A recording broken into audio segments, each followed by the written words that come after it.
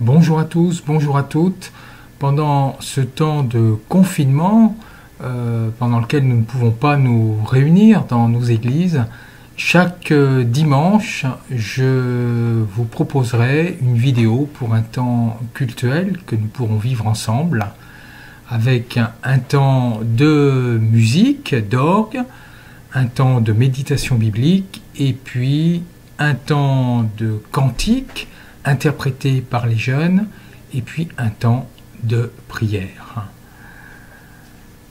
Nous commençons par nous préparer pour ce temps cultuel en écoutant de l'orgue, en méditant, vraiment en nous imprégnant de la musique que nous allons entendre.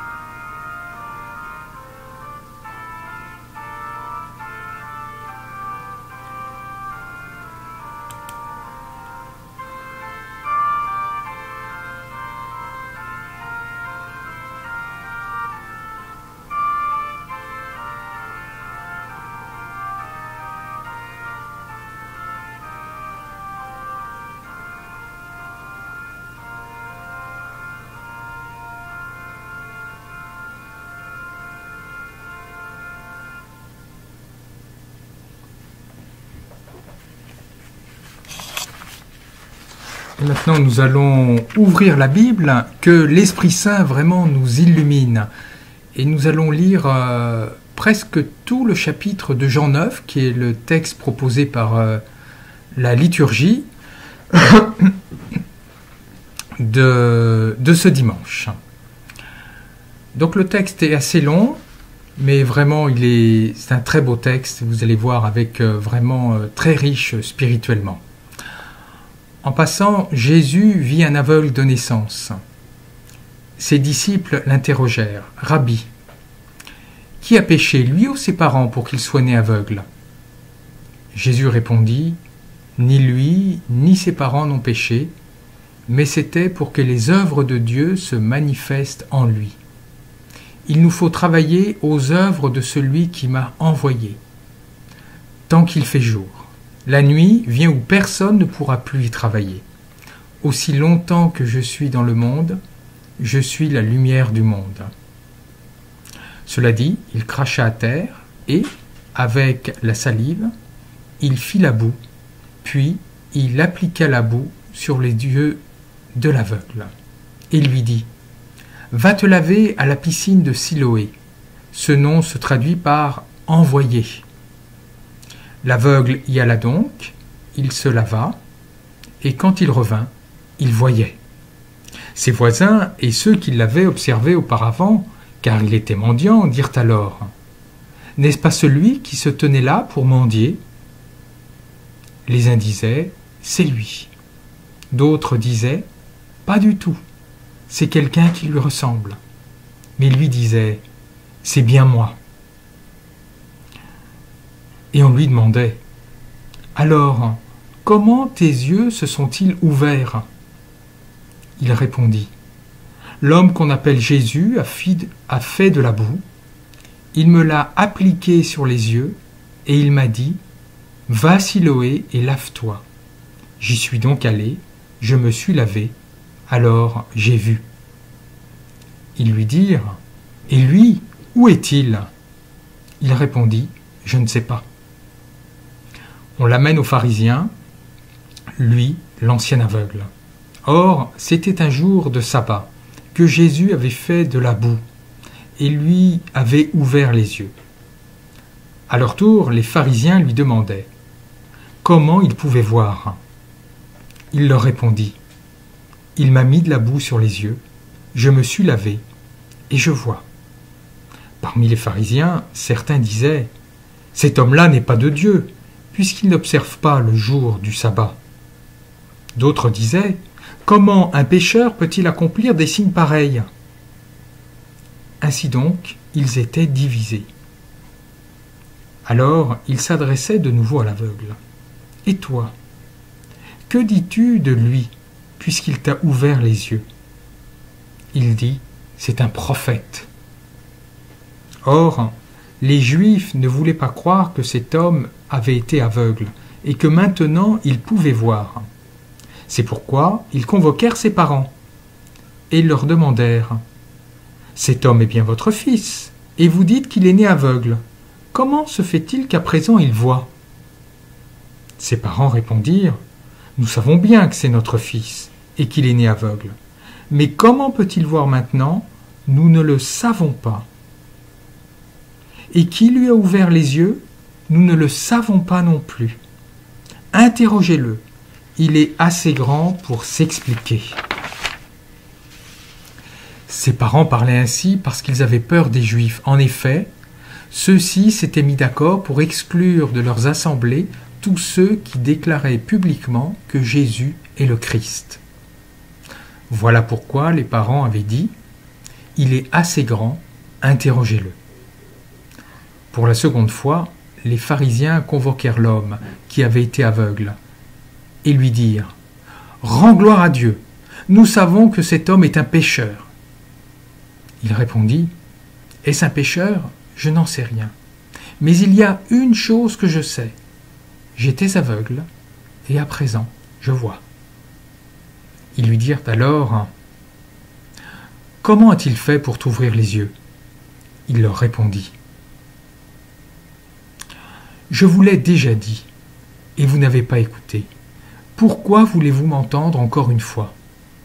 Serait-ce que vous voulez, vous aussi, devenir ses disciples ?» Ils se mirent à l'injurier. « C'est toi qui es son disciple. Nous, c'est de Moïse que nous sommes les disciples. Nous savons que Dieu a parlé à Moïse. Mais celui-là, nous ne savons pas d'où il est. » L'homme leur répondit « Voilà bien ce qui est étonnant. Vous ne savez pas d'où il est. Pourtant, il m'a ouvert les yeux. Dieu, nous le savons, n'exauce pas les pécheurs. Mais si quelqu'un l'honore et fait sa volonté, il l'exauce. Jamais encore on n'avait entendu dire que quelqu'un qui avait ouvert les yeux à un aveugle de naissance. Si lui n'était pas de Dieu, il ne pourrait rien faire. Ils répliquèrent « Tu es tout entier dans le péché depuis ta naissance, et tu nous fais la leçon. » Et ils le jetèrent dehors. Jésus apprit qu'il l'avait jeté dehors. Il le trouva et lui dit « Crois-tu au Fils de l'homme » Il répondit « Et qui est-il, Seigneur, pour que je croie en lui ?» Jésus lui dit « Tu le vois, c'est lui qui te parle. » Il dit « Je crois, Seigneur. » Il se prosterna devant lui. « Seigneur, ta parole est une lampe devant mes pas, une lumière qui éclaire ma route. » Excusez-moi. Alors, d'abord, deux remarques préliminaires avant de commencer notre méditation biblique. Tout d'abord, on peut voir une forte opposition entre les Juifs, d'une part, et puis l'aveugle-né et Jésus, comme si l'aveugle-né et Jésus n'étaient pas juifs. Ce qui est totalement absurde, puisque à l'époque de Jésus, je veux dire, tous ses disciples étaient juifs, et Jésus, bien sûr, était juif. D'autre part, quand Jean nous dit que il y a une menace d'exclusion, et même exclusion de la synagogue de l'aveugle-né, parce qu'il est disciple du Christ, c'est quelque chose d'impossible à l'époque de Jésus. L'exclusion des disciples de Jésus n'a lieu qu'à la fin du 1er siècle. Donc en fait, ce qui se passe, c'est que Jean, à la fin du 1er siècle, puisqu'il a écrit son évangile à la fin du siècle, a projeté en fait une forte tension qu'il y avait entre les Juifs et les disciples de Jésus. Donc surtout, nous ne pouvons pas nous justifier un antisémitisme religieux à partir du texte de Jean. Il faut toujours le replacer le texte biblique dans le contexte dans lequel il a été écrit. Justifier un antisémitisme religieux serait vraiment faire injure au Christ et à son message d'amour. Ça, c'était la première remarque qui est quand même importante. Et puis la deuxième remarque, je l'ai dit dans une précédente vidéo, il n'y a aucun lien entre le péché et la maladie. Il n'y a d'ailleurs pas d'explication à trouver. Ce qu'il y a à faire, c'est vraiment à lutter contre la souffrance. Alors, maintenant, venons-en à notre méditation. Je crois que les deux idées essentielles que nous pouvons retenir de ce texte, c'est que d'une part, la vie spirituelle, la foi est une dynamique, et d'autre part, elle est véritablement miraculeuse, et nous verrons comment. D'abord, une dynamique. Nous pouvons voir que l'aveugle, il est en évolution constante dans sa vie spirituelle. Première étape, il rencontre Jésus, il est muet, c'est un sans-voix, il ne dit rien. La seule chose qu'il fait, ce n'est pas sans importance, c'est qu'il va quand même obéir à Jésus et se laver dans la piscine de Siloé. Deuxième étape, il rencontre les voisins. Il était sans voix, mais là, à nouveau, il va parler. Et puis, il va, de manière très factuelle, raconter comment sa guérison a été opérée. Mais, quand il va parler de Jésus, il va dire « L'homme qu'on appelle Jésus m'a ouvert les yeux ». C'est-à-dire qu'il met une certaine distance entre lui et Jésus. Et d'autre part, quand on lui demande « Mais où est-ce qu'il est, Jésus ?» Il dit « J'en sais rien ». Où est-ce qu'il est, où est-ce qu'il habite? Ça veut dire « Qui est-il profondément ?» Et bien en fait, cet homme n'en sait rien. Pour lui, finalement, Jésus, c'est un anonyme, l'homme qu'on appelle Jésus, c'est un guérisseur, comme il y en avait tant d'autres. Troisième étape, il est confronté aux autorités religieuses de l'époque. Et quand on lui demande, mais d'après toi, qui est-il? Qu'est-ce que tu en dis, lui? Il répond, c'est un prophète. C'est-à-dire un prophète, quelqu'un qui vient de la part de Dieu et qui parle aux hommes de la part de Dieu. Vous voyez, il y a évolution. C'était un simple guérisseur, ça devient un prophète. Et puis, quatrième étape, il est à nouveau confronté aux autorités religieuses de l'époque. Et là, il dit, jamais on avait entendu dire qu'un homme avait ouvert les yeux d'un aveugle de naissance. S'il n'était pas de Dieu, il ne pourrait pas le faire. C'est vraiment ça, je veux dire, ces paroles sont très importantes, parce que qu'est-ce qu'il est en train de dire? Il est en train de dire, c'est un prophète, parce que de toute façon, il ne pourrait pas guérir un aveugle, Dieu ne pourrait pas l'exaucer si c'était un pécheur, donc c'est bien un prophète, c'est bien envoyé de Dieu. Mais surtout, il est en train de dire, mais personne n'avait guéri un aveugle de naissance. Dans l'histoire sainte, ça ne s'est jamais vu. Même Tobie, c'est un très beau livre, un très beau deutérocanonique que nos amis catholiques et orthodoxes ont dans leur canon. Tobie est un homme qui est devenu aveugle, mais qui n'était pas né aveugle, et qui est guéri, mais en tout cas, il n'était pas né aveugle. Donc, jamais dans l'histoire sainte, un aveugle de naissance a été guéri. Donc, en fait, ce qu'il est en train de dire, c'est que Jésus a fait quelque chose que jamais personne n'avait fait auparavant. C'est-à-dire qu'il est, en quelque sorte, plus grand que tous les autres prophètes. Là, vous voyez, encore, sa vie spirituelle évolue, sa foi évolue. Jésus n'est plus le simple guérisseur, ce n'est plus un simple prophète, ça devient le plus grand prophète. Et la dernière étape, c'est quand il rencontre le Christ, quand Jésus lui dit, mais est-ce que tu crois au Fils de l'homme? C'est-à-dire, est-ce que tu crois que je suis le Messie, c'est-à-dire celui qui est ultimement envoyé par Dieu? Il dit, je crois. Et mieux encore, il se prosterne. Et le verbe qui est employé en grec, surtout dans Jean, veut dire il adore. Il n'est employé normalement que pour Dieu. C'est-à-dire que l'aveugle reconnaît en Jésus le Messie, mais aussi une incarnation de Dieu. Donc vous voyez, sa vie spirituelle, elle a complètement, elle a sans cesse évolué. C'était un simple guérisseur, Jésus est un prophète, Jésus est le plus grand prophète, Jésus est Dieu. Qu'est-ce que nous pouvons retenir pour nous aujourd'hui? C'est que la vie spirituelle, la foi, ce n'est pas quelque chose de statique, c'est pas un objet comme un parapluie qu'on mettrait quelque part et qui n'évolue pas. Non, la vie spirituelle, c'est une dynamique. Il y a un progrès permanent. C'est comme une plante qui grandit et devient de plus en plus belle. Donc c'est ça, la vie spirituelle, c'est une dynamique. Alors maintenant, le vrai miracle de la vie spirituelle. Alors il est quadruple.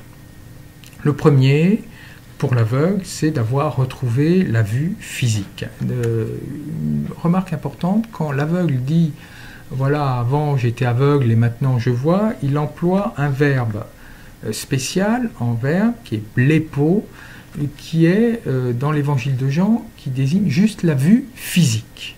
Mais justement, le plus grand miracle, c'est qu'il retrouve sa vue spirituelle. En effet, quand il voit Jésus, avec sa vue spirituelle, là, pas simplement sa vue physique, il ne va pas voir en Jésus un simple homme, mais Dieu. C'est-à-dire qu'il va percevoir, grâce à sa vue divine, grâce à la vue du cœur, qui est véritablement Jésus. Ce qui va faire qu'il va se prosterner devant lui. Et quand Jésus lui dit, mais voilà, le Fils de l'homme, le Messie, tu le vois, il est devant toi. Et bien Jésus ne va pas employer le verbe voir physique, avec la vue physique, qui est blepo, comme je vous ai dit tout à l'heure, mais orao, qui désigne la vue spirituelle. Oui, le plus grand miracle, c'est que cet aveugle a retrouvé la vue spirituelle. Il est capable de voir Dieu là où il est. La vie spirituelle, pour nous, le plus grand miracle de la vie spirituelle qui nous est donné, c'est d'être capable de discerner le divin là où il est, de voir le divin plutôt avec notre cœur là où il est. Troisième chose, troisième aspect de ce miracle. Quand on demande à l'aveugle, mais c'est ses voisins, mais c'est bien toi? L'aveugle répond, oui, c'est moi, mais il emploie une formule très particulière dans Jean, il dit ego eimi. C'est moi. Moi je suis. Or c'est une formule, normalement, dans tout le reste de l'évangile, qui n'est utilisée que par la bouche de Jésus. Moi je suis. Qui désigne sa divinité. Quand Jésus dit ego eimi, moi je suis, ça veut dire moi je suis Dieu. Il fait allusion à la révélation qu'a reçue Moïse quand il rencontre Dieu et qu'il dit mais comment t'appelles-tu? Eh bien Dieu lui dit moi je suis. Ben là c'est exactement la même chose. Quand Jésus dit ego eimi, moi je suis, il dit je suis Dieu. Alors on dit ben voilà que Jésus dise ego eimi, moi je suis, c'est-à-dire je suis Dieu, ça ne nous surprend pas. Mais qu'un simple mortel, qu'un aveugle dit ego eimi, moi je suis Dieu, c'est quelque chose de complètement inouï. Qu'est-ce que ça veut dire? Ça veut dire que comme il est sur le chemin spirituel, comme Jésus lui a redonné la vue spirituelle, il retrouve son statut divin, il retrouve son statut d'enfant de Dieu. Et c'est bien cela, le plus grand miracle de la vie spirituelle, c'est que nous retrouvons notre statut divin, notre statut d'enfant de Dieu. Maître Eckhart, ce grand mystique du Moyen-Âge, disait qu'il y a cette source divine qui est au fond de nous, mais elle est bouchée, malheureusement. Et tout le but de la vie spirituelle, c'est vraiment de déblayer cette source divine pour qu'elle puisse à nouveau jaillir. Et bien, le grand miracle qu'a fait Jésus pour l'aveugle et qu'il veut faire pour nous, c'est justement de permettre à cette source divine de jaillir à nouveau. Quatrième aspect de ce miracle. L'aveugle né, l'ancien aveugle qui était passif, qui était un sans-voix, devient quelqu'un d'actif et de responsable. Jésus, loin de boue, qu'il a mélangé. Loin, c'est la même racine que Christ. C'est-à-dire qu'il l'envoie. Il l'envoie où? À la piscine de Siloé, qui veut dire envoyer. Et justement, que va faire l'aveugle? Eh bien, il va être en quelque sorte envoyé pour témoigner de sa vie spirituelle, pour dire comment sa vie spirituelle se passe, ici et maintenant, aujourd'hui. C'est-à-dire qu'il devient actif, il est capable de témoigner devant ses voisins, devant les autorités spirituelles de l'époque, de sa vie spirituelle. Il n'est plus un assisté, il n'est plus un homme passif, à genoux, il devient un être digne, debout, responsable de sa vie spirituelle grâce au Christ. Le quatrième, donc pour nous, miracle de la vie spirituelle, c'est vraiment d'être acteur avec Dieu de notre cheminement spirituel. Et finalement, la question qui nous est posée, c'est mais qu'est-ce que je fais concrètement pour être acteur de ma vie spirituelle? Quels sont les moyens que je mets en œuvre pour être acteur de ma vie spirituelle? Donc, les trois aspects pour nous les plus importants de ce miracle qui a lieu pour nous aujourd'hui, c'est que nous retrouvons notre vue divine, percevons le divin là où il est, nous retrouvons notre statut divin et enfin nous devenons acteurs avec Dieu de notre vie spirituelle. Alors comment tout cela peut-il advenir? Nous avons 4 outils qui nous sont donnés. Quand nous regardons l'aveugle, on voit 4 outils. D'abord, qu'est-ce qu'il fait? Il écoute le Christ, il dialogue avec lui. C'est ce qui va vraiment lui permettre d'avancer dans sa vie spirituelle. Bien pour nous aujourd'hui, qu'est-ce qui nous permet de dialoguer avec le Christ, de dialoguer avec Dieu, avec le divin? C'est la prière, d'une part, la lecture des Écritures, mais aussi les lectures spirituelles que nous pouvons faire, et la méditation qui permet véritablement de nous ouvrir au divin. Donc c'est vraiment des outils qu'il est important de mettre en œuvre quotidiennement. Deuxième chose, c'est la confiance. L'aveugle dit, Jésus dit à l'aveugle, va te laver, et l'aveugle va se laver. Il fait confiance en Jésus, il ne discute pas. En fait, la vie spirituelle, elle est vraiment confiance dans le divin, confiance dans cette force de vie qu'il nous donne, même dans l'adversité. Confiance.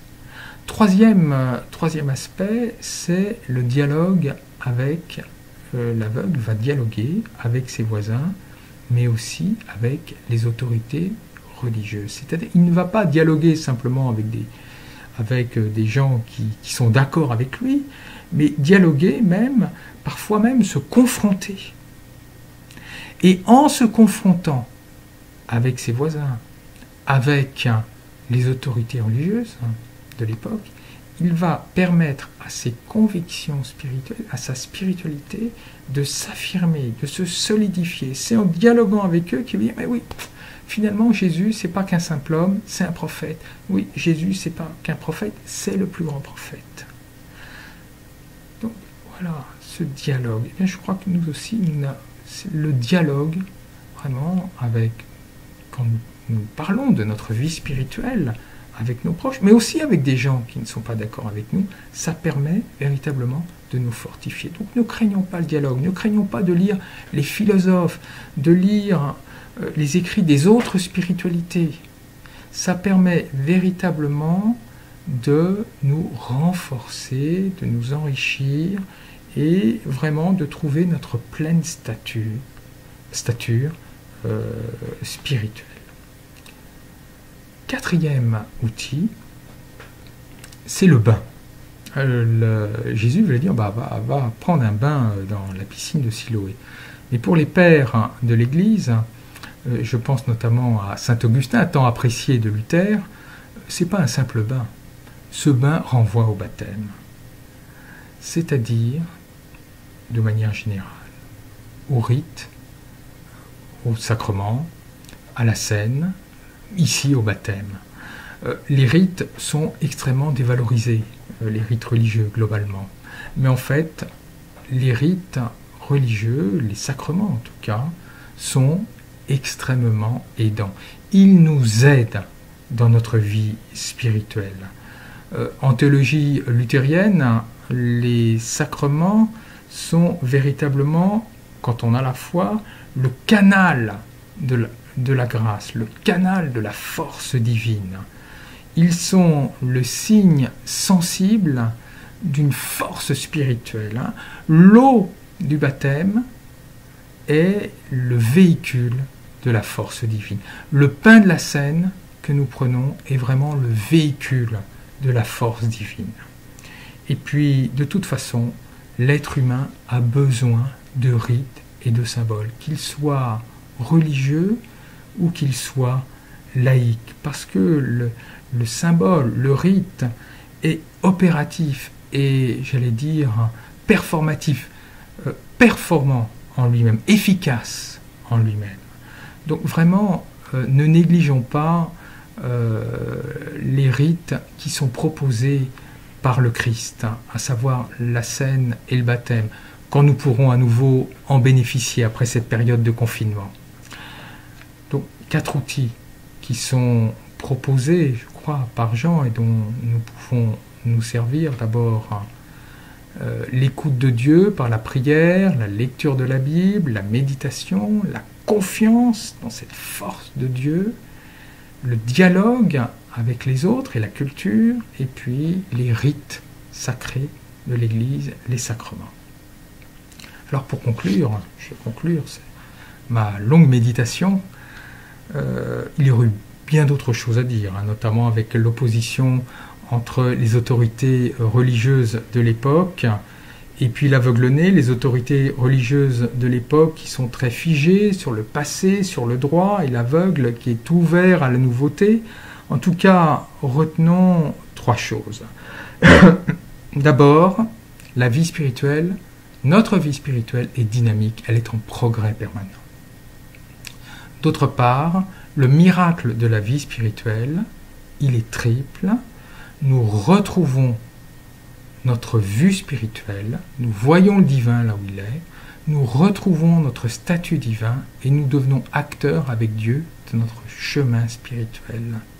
Et enfin, nous disposons de plusieurs outils, l'écoute de Dieu par la prière, la méditation et la lecture des textes sacrés, le dialogue avec les autres, la participation aux rites qui sont proposés par l'Église.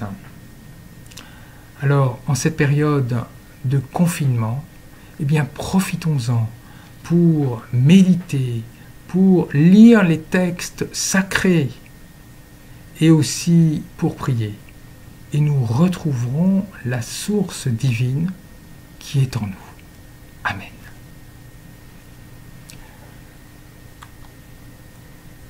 Je vous propose, pour continuer ce temps de méditation, d'écouter un chant qui a été fait, qui a été interprété par les jeunes.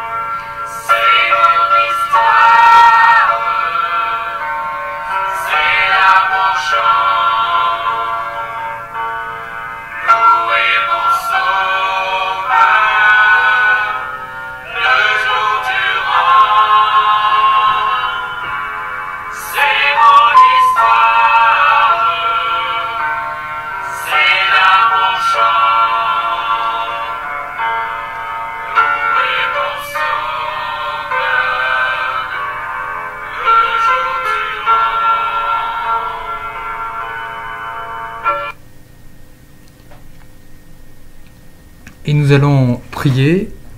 Alors pour terminer à chaque fois ces vidéos de culte, eh bien je proposerai toujours la même prière, une prière de Friedrich Christoph Oettinger, un pasteur, théologien et théosophe du XVIIIe siècle.